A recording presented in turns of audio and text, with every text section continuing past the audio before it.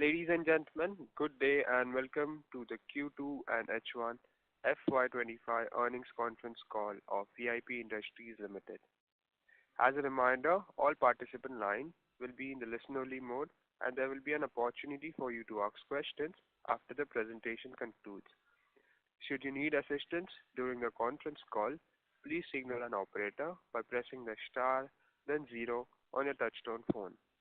Please note that this conference is being recorded. I now hand the conference over to Mr. Pratik Patil from Adfactor PR, Investor Relations team. Thank you and over to you, sir. Thank you, Steve. A very good afternoon to everyone and welcome to the Q2 and H1 FY25 earnings call of VIP Industries Ltd. From the senior management, we have with us Ms. Neetu Kashiramka, Managing Director, and Mr. Manish Desai, Chief Financial Officer.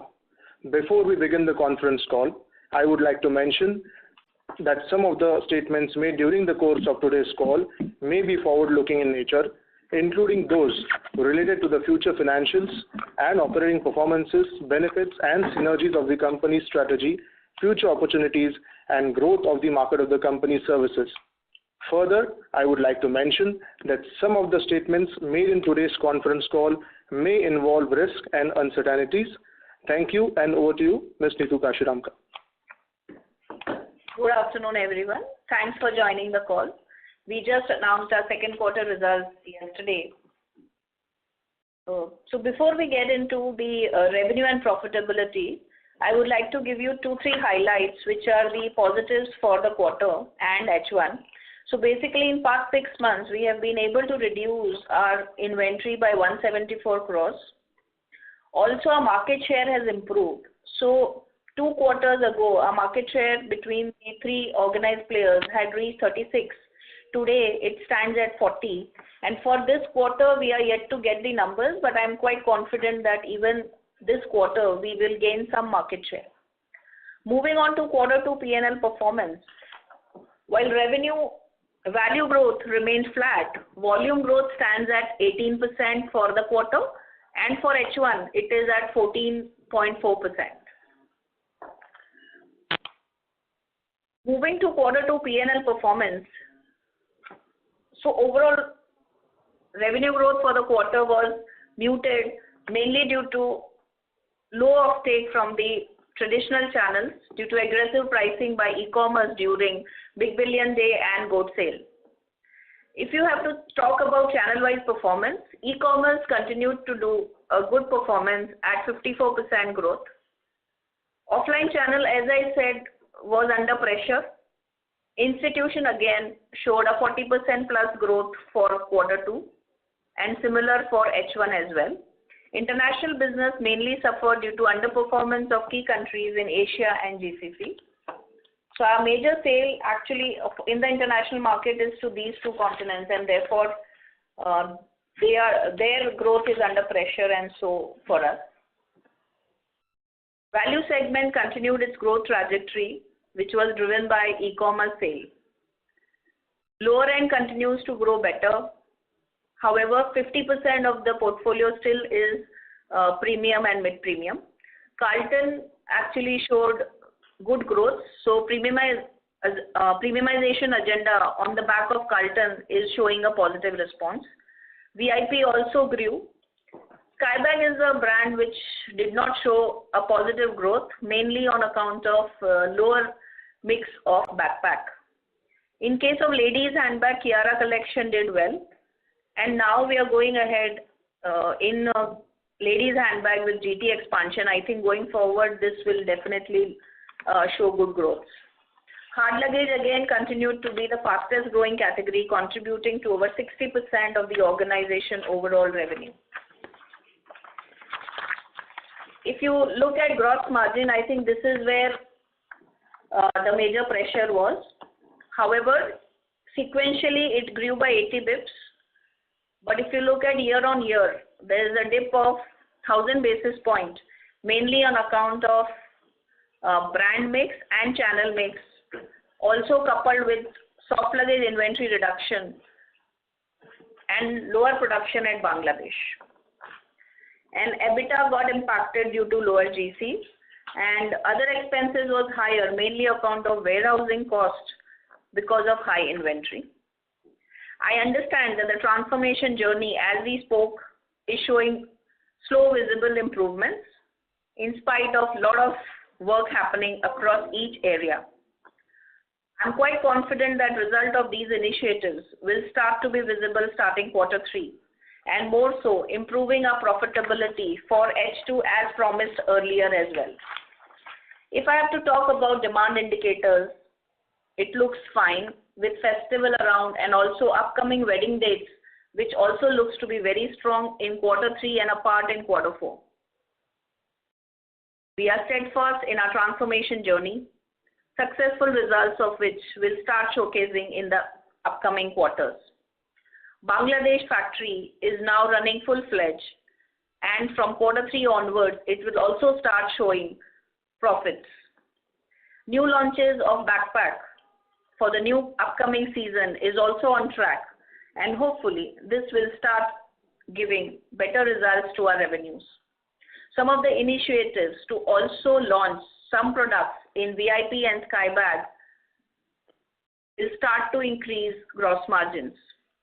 There are multiple initiatives which are happening across each area specifically to improve our gross margins.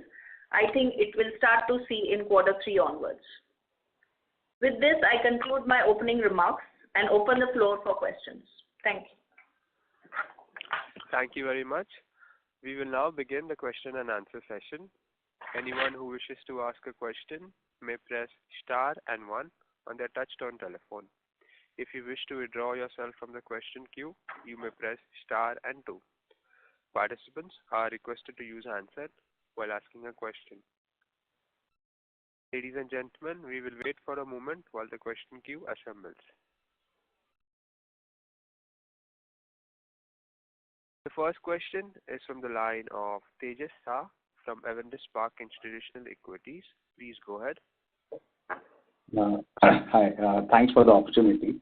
My first question is, as you called out in your opening remarks also, we have clearly made good progress in gaining market share. But it has come at the cost of profitability. Even in this quarter on YY basis, there's a sizable shrinkage. So how do you plan to manage this balance between kind of gaining market share versus going back to our gross margin profitability? So two things. One, we have taken certain calls for selling at a lower price mainly because we were stuck with huge stocks. It's not that we want to do this on an ongoing basis. Second, our trust on VIP brand will start to increase soon. So that is the another initiative which we are doing so that our margins can improve. So the gross margin difference between a aristocrat and a VIP is more than 800 basis points. So slowly you will see that our focus is more on VIP versus aristocrat, especially in offline channel. So ma'am, if I have to narrow down the problem statement, there is a certain proportion of slow moving inventory which we are liquidating at slightly lesser margin, and that inventory is largely pertaining to aristocrat and alpha, and once that is done away with, margin should revert back. Is that the right understanding? Yes, you are perfectly right. And except for this year, as I had promised, our gross margin should definitely be around 50%. Okay. So there is one visible change in our mix is also channel-led margin shrinkage, which is definitely online and institutional businesses are now having higher saliency. So do you see that fourth quarter where the economics of the channels will change, or their contribution in overall revenue will change or go down, hence margins will go back to normal level?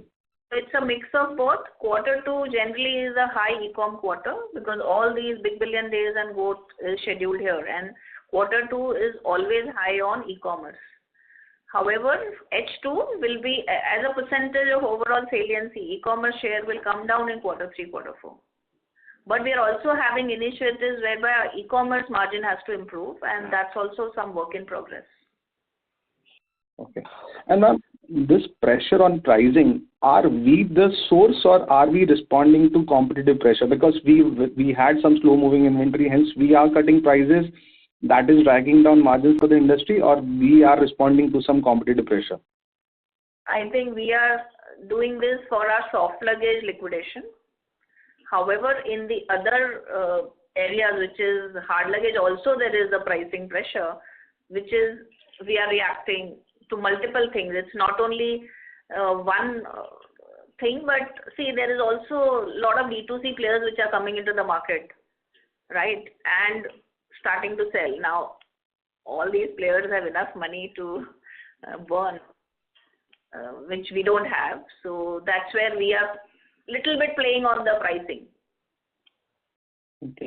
Just to add what MD said, where the competition becomes intense, price is the one point which plays a larger role in minds of the consumers, and it impacts the most to the organized and the incumbent players. So this is the outcome of that, what we are seeing. But I'm sure that over a period of time, the industry or the players may see a consolidation and things comes to a level playing field among the remaining players in the industry. Also, as I told you, we want to focus more on VIP. So even if I have to reduce a little bit price on VIP, that is better because my realization will be higher and profitability will be higher. Sure. No, ma'am. So my question was largely around that. With 40% plus market share, the pricing discipline should come from us, and the D2C players which you called out. I still think that there will be less than 5% market share overall. So respond, and most of those players are actually very at different price point, perhaps competing with Carlton and likes on the price point. So I was just wondering that, in fact, we also picked up from media news that one of the competitors also kind of indicated that the market leader is kind of very aggressive on pricing, and that's shrinking the profit pool. So I was just trying to understand that once we are done with this whole pressure on slow moving inventory, should we think that should we build a very normal margin expansion for us in the industry at large? Yes, you're right. Okay. That is what we will be doing. Okay. And then last one, you also called out inventory holding costs for last 4 or 5 quarters. That is a drag on overheads. So we have done a phenomenal job on reducing inventory in last 3-4 quarters. So have we reached to a stage of inventory where the holding cost will go back to the normal level, or is it still at a higher end? One more quarter to get to the normal level. Okay. That's all from my side, ma'am. I'll come back in with you. Thanks and all the best. Thank you. The next question is from the line of Jinesh Joshi from PL Capital. Please go ahead. Thanks for the opportunity. Madam, I have a question on our channel mix. So if I look at e-com with a 45% share, we have done really well in this quarter. But if I look at our share of GT and MT at about 11 and 18%, it is at a 5-year low. And you mentioned in your opening commentary that aggressive pricing in online is impacting our offtake in the offline trade. So just wanted to understand the thought process behind this move, because essentially this has created a channel conflict, it seems. So what's the thought process behind such kind of aggressive pricing in the online channel, and how do you plan to resolve this? So one, aggressive pricing on the e-commerce channel is not done by us. It is done by the portals. So 2-3 things we are doing. We are going to give additional warranty for offline players. Second, we are also looking at having a pricing guardrail, especially for VIP brand on online portal. Otherwise, we don't sell to the online portals the VIP product. So these are 2 big initiatives which we have taken to reduce this conflict, channel conflict. And so the share is actually reduced because last 15 days they almost did not buy because of this, and then we met everybody, we have sent letters, and we have made these 2 changes with which they have started buying from the first week of October. But madam, if the portal is governing the price and if it is discounting heavily, then obviously your brand equity takes a big hit. So what are our thoughts on that? And do we have some plan in place that from 3Q onwards, this will not... It will be a pricing guardrail for VIP and Skybag, which is our premium brand. They cannot sell below a particular MOP. A similar thing which had happened some 3-4 years back in the mobile industry, I think that's where we are heading towards. And we are already in talks with them to give this to us in writing before we sell going forward. And furthermore, to add, quarter two, as earlier said, it's a e-com led quarter. That's why you're seeing the higher share of business. If I look into the YTD H1, it is hovering around 30-35 in line with what the industry presence have in the e-commerce portals. We would like to maintain those kind of revenue share. And our objective is to have all channels working in our favor, not growing at the cost of the others. Got that. One last question from my side. So if I look at our inventory liquidation in this quarter, it was at about 40 crores, and this is lower than what it was in the previous quarter. Now, given the pile-up that we have, especially on the soft luggage side, can you quantify what is the current slow-moving SL inventory on the balance sheet, and by when can we expect full liquidation to happen? So the entire liquidation, as said, we need one more quarter to look into it. In terms of the overall inventory, 50 crores got reduced in this quarter too, especially. Largely, we have to manufacture some of the items because of the e-com specific SKUs. Otherwise, my liquidation would have been much on a higher side. But can you quantify what is the slow-moving SL quantum currently that we have? SL quantum in terms of the value numbers or the volume-wise, we are carrying around almost 5 lakh units of the soft luggage upright. And if I take the backpack and duffel also to some part of it, maybe around put together all units will come around 7 to 8 lakh units together. Sir, I want the value number, sorry, because if I remember right, that quantum was 300 crores sometime back, and in the last quarter, we did a liquidation of about 80 crores. So what is the current quantum? So current quantum would be somewhere in the range of 180 odd crores. But I'll reconfirm to you once we progress in the call. Just give me a minute. Sure. And in that context, I mean, especially our debt levels, which is at about 500 crores, given we have about 180 crores, which is yet to be liquidated, and this would mean that the working capital requirements will be high. Will we still be able to reduce our debt by about 250 crores that we had stated in our earlier call? So if you recollect earlier conversation, we planned for 100 odd crores of reduction. And out of that, we already done 35 crores. So we are on the track. And hopefully we'll meet our targets. We hopefully to go exceed about the 100 crores, but 100 crores is given what we are targeting right now, and we'll adhere to it. Okay, so we should be at about 400 crores in terms of debt by end of FY25. Yes. If I net off the investments, what you see in the balance sheet, it will again further give me enough cushion for me to play around on this. Sure. Thank you so much, and all the best. I'll come back to you on the numbers 2 minutes. Yeah, that 180 crores, if you can clarify, I mean, whenever. Thank you.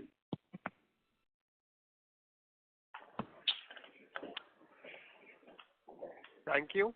The next question is from the line of Shirish Pardeshi from Centrum Broking. Please go ahead. Good afternoon, Neetu and Mr. Desai. Just 2 questions in the beginning.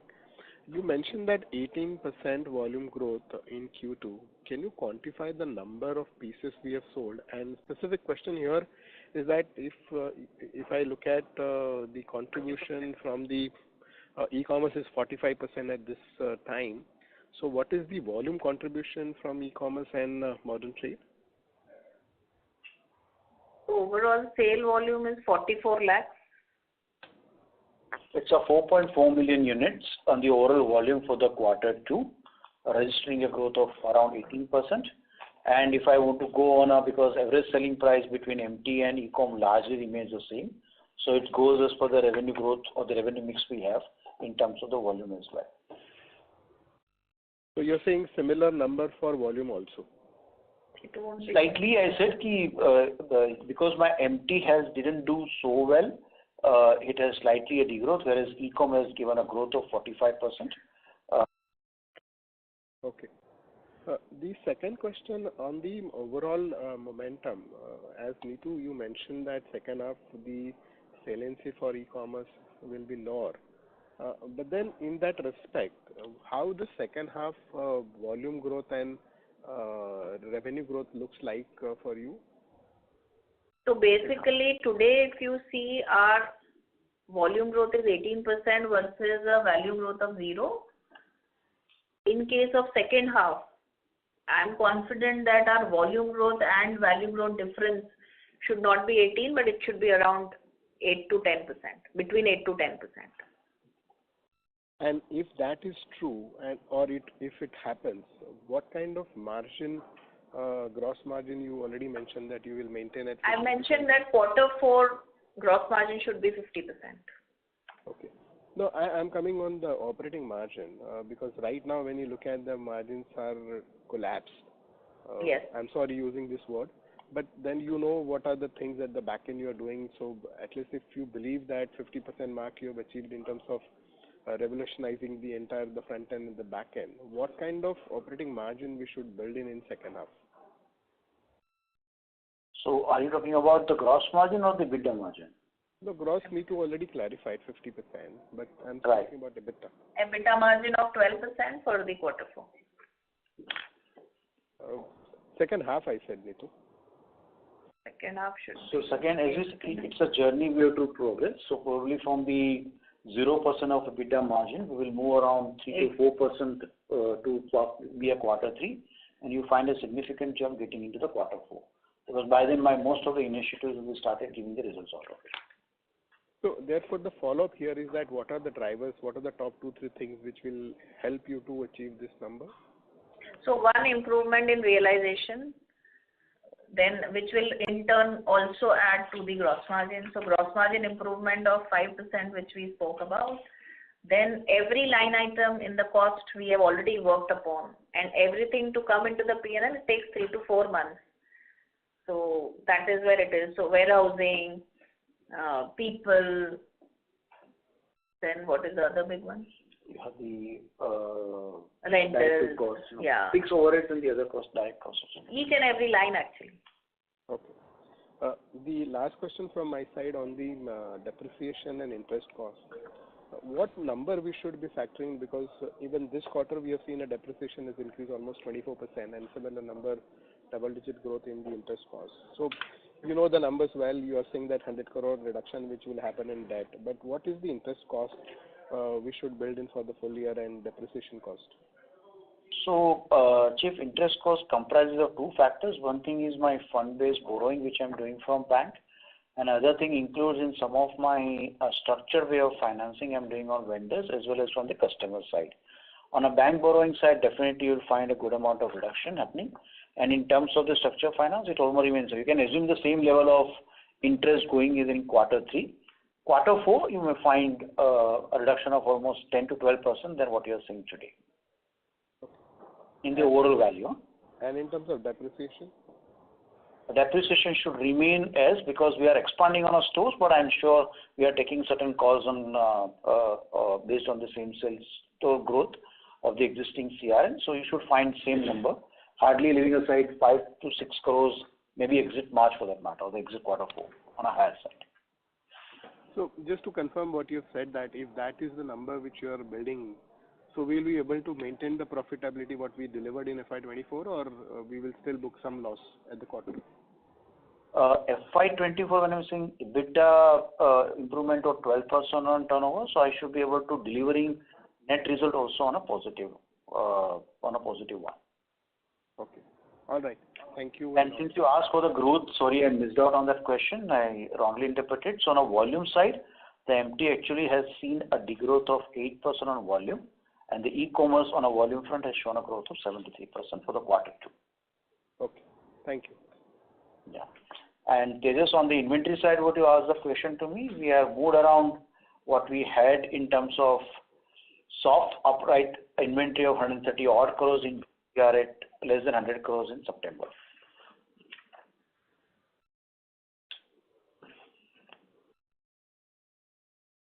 Next. Thank you.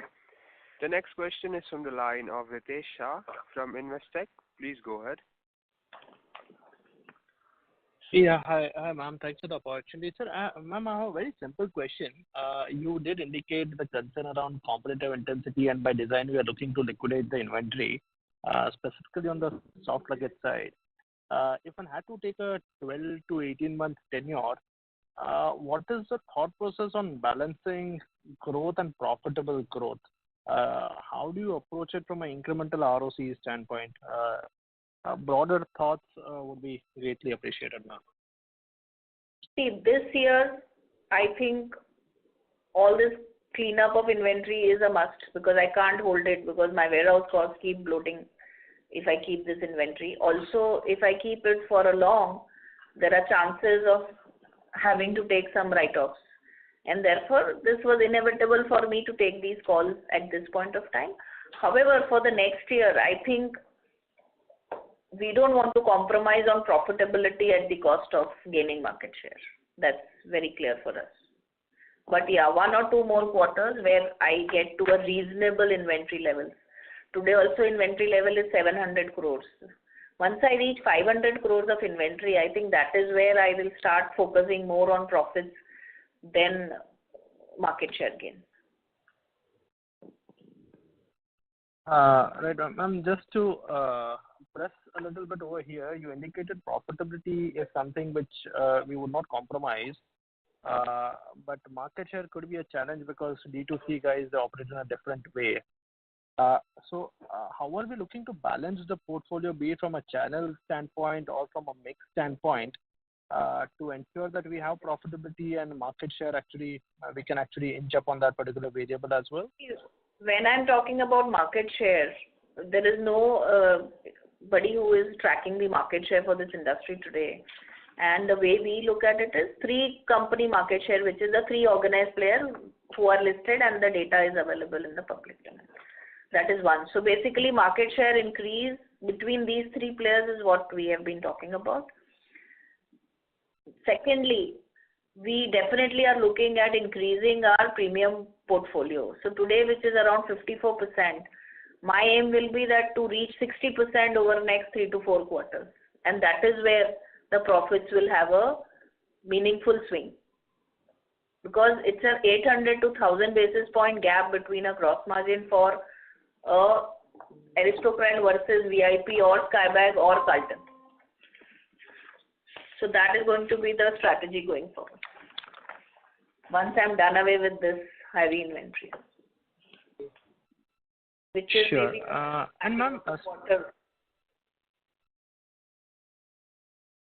ma'am, you said it will take a quarter or 2 for this? Yes, maximum 2 quarters. We are trying to do best in the quarter 3. Whatever best we can do in quarter 3. Sure.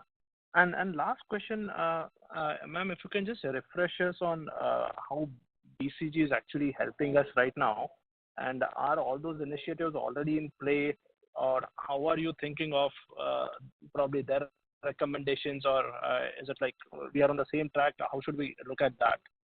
BCG project is a 15-month project. It is divided into 5 waves, 3-month wave each. 2 waves are over. We are in the 3rd wave. Whatever work we have done in the first 2 waves, the result will start from October. And then additional 3rd wave, 4th wave, 5th wave. Overall, it's a 250 crore benefit to the bottom line project. And we are on track. This is the projected waves. But as I said, whatever we do in today will take 3 months to come into the P&L. So now the wave 1 and wave 2 benefits will start to come in October. And then wave 3 we will work now, which the impact will come in quarter 4. And whatever we do in quarter 4, the benefit will come in quarter 1. Ma'am, possible to share? The project will get over also. Correct. Ma'am, possible to share what were the tangibles that one can actually look out in the marketplace as benefits of wave 1 and 2? So wave 1, so this project is basically a cost takeout. So improving the realization, reducing the cost, And each and every line item, basically warehousing, logistics, improvement in the fill rates, people cost. So we are also mapping the org structure, because if you look at our employee cost versus the employee cost of any other industry, similar industry, we are off. So that's another big thing. And the actions have already happened in September, so the result of that will start to be visible in December, January. Because everything has a notice period, and by the time we execute, it takes 2 to 3 months. Perfect. Ma'am, can I squeeze in one more question? Yes. But 40 to 50 crores, so I know what you want to know. So 40 to 50 crores of the initiatives will come into P&L this year. And more of it in quarter 4. So I can talk about two visible things what you asked about it. See our sequential gross margin from June 24 to September 24, we differ about 80 basis points. It's a start to have it. Second thing is our employee costs almost remain at the level of June 24. So that's another visible, I would say, about it. Third thing, as I said by MD, it will follow the progressive way what we factored into our project execution. So next quarter onwards, you will see in each line item the benefits. That's useful. And ma'am, just last question. Anything if you would wish to highlight on the effectiveness of A&P spends, where that number would be for the full year versus last year, and specifically anything specific that we are doing to improve the effectiveness of the spends? So large part of these spends is actually going into e-commerce, which is not something which is great, but yeah, that's how that is happening across the industry. And we are definitely wanting to improve the effectiveness by spending more on ATL rather than BTL, but today a lot is happening on BTL. But I think that we'll be able to do only in the next year. There is enough on our plate for this year. Yes, that's quite helpful. Thank you so much for the answers. Thank you. Thank you. The next question is from the line of Surya Narayan from Snuri Securities. Please go ahead. Yeah, thank you, ma'am, for giving me opportunity. Just most of the questions, have been answered. Could you please use your handset? Okay, yeah. Am I audible? Yes. Okay, thank you. So thank you, ma'am, for giving me opportunity. So some of the questions have been answered. So one pertinent questions actually you have my question is around the gross margin level. So we are, let's say last 3 years average around 51%, and you are down at around 45%. So here the question is that you have been time and again you are telling one thing is that you want to play more on the VIP side and less on the aristocrat side. But aristocrat has been a very essential element of a VIP. So how can we savour the growth of aristocrat, because that is a mass brand. So if you can give some color as to how the things will be moving towards the VIP or Carlton premium side rather than aristocrat side, so that the realizations will improve and so as the gross margins. So we are not saying that we will restrict the growth of aristocrat. We are saying that we will grow more VIP Skybags. So that is where it will happen. So aristocrat growth will happen, but today VIP Skybag is not growing as much as it should grow. That is where we will do more work. I can give you an example. Today if VIP, so almost 30-35% of the sale now is happening in 3-piece set in aristocrat. Now in VIP we are planning that if in aristocrat I am selling a 3-piece set at 7,000 rupees and VIP today is 12,000, I might look at selling a VIP 3-piece set at 10,000. So therefore I will increase my realization from 7,000 to 10,000, and that is what the focus will be. And that's how I can get more margins. I just gave you one example. I cannot discuss too much on my strategy here, but similar to these, we are looking at doing certain initiatives whereby I can improve my realization. But still, some sort of cannibalization impact would be there on a longer term basis. You Right? agree? Which is fine, which is beneficial for the organization. So if I am able to extract 3,000 rupees more from the same customer, why not? Okay. And second thing is that no, your payables have reduced. So I am expecting that no, maybe you could be getting bigger bargains from your supply chains people. So what is the scenario going forward? Whether such kind of payables reduction in the payable will be continuing, so that we will be getting more discounts, and that will be on the raw material side. So that will be So improving the basically, gross margin. if you see during March, we were very high on debt and inventory, and we did not pay our creditors on time. However, we have started paying them on time now. So it will be in the same range if you have to calculate by number of days. Okay. And you earlier said that around 200 crores. Now you are reducing the figures to 200 crores of reduction in the total debt for this year. So is there This means that for sure we can do So better. 580 crores we had a debt as on March 24.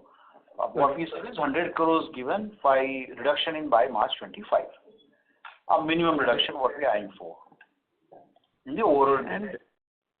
And regarding the Bangladesh claim, it has come very little. So when can we expect major claims? So are you just if we can indicate which quarter the insurance companies have given any indications? They have not given any indication.